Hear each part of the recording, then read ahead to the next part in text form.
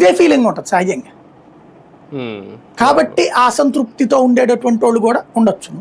ఇంకోటి పల్లెటూళ్ళలో సహజంగా ఎట్లా ఉంటుందంటే 10 మంది అటు పోతున్నారంటే ఏదో చూసొద్దాం పా అనేసి ఆడికి వెళ్ళి ఉంచుంటారు. వాళ్ళందరూ కార్యకర్తలు ఎవరు, అభిమానులు కూడా గారు.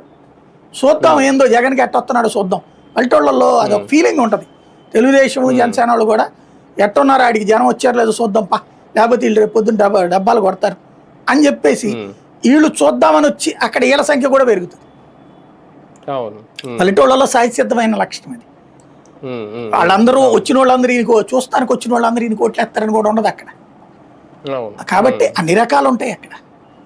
సార్, ఒక రకంగా ఈ అరెస్టులు ఇవి కూడా ఏమన్నా సానుభూతిని తెచ్చిపెడుతున్నాయి వైసీపీకి? దానివల్ల కూడా జనాదరణ ఏమన్నా పెరుగుతుందా జగన్కి? సానుభూతి అని నేను భయాన్ని పుట్టించడం మూలంగా జనానికి జగన్కి ఆదరణ ఆ విధంగా పెరుగుతుంది. ఎందుకంటే భయంతో అయితే బయటికి రాకూడదేమో. భయం కారణంగా బయటకు వస్తున్నారు. ఎందుకంటే ఇంట్లో ఉంటే భయపెడుతున్నారు వీళ్ళని. ఇప్పుడు గతంలో వైసీపీలో పనిచేశాడు లేకపోతే వైసీపీకి అభిమానిగా ఉన్నాడు అన్న కారణంగా ఇప్పుడు కేసులు పెడుతుండే. కాబట్టి ఎట్లాగో నువ్వు ఇంట్లో శాంతం కూర్చుని ఉంటే కేసు ఎట్టాగు తప్పదు. అదే జగన్ వెనకాల తిరిగితే వాళ్ళ కార్యకర్తల నాయకుల వెనకాల తిరిగితే రేపు కనీసం కోర్టు ఖర్చులు చూసుకోవడం, లాయర్లను చూడడం ఏదో ఒకటి చేస్తారు కదా. అదే సైలెంట్గా తీసుకెళ్తే ఎవడు పట్టించుకునేవాడు కూడా ఉండడు. వీళ్ళే కోర్టుల చుట్టూ తిరగాల, జైలు చుట్టూ తిరగాలి.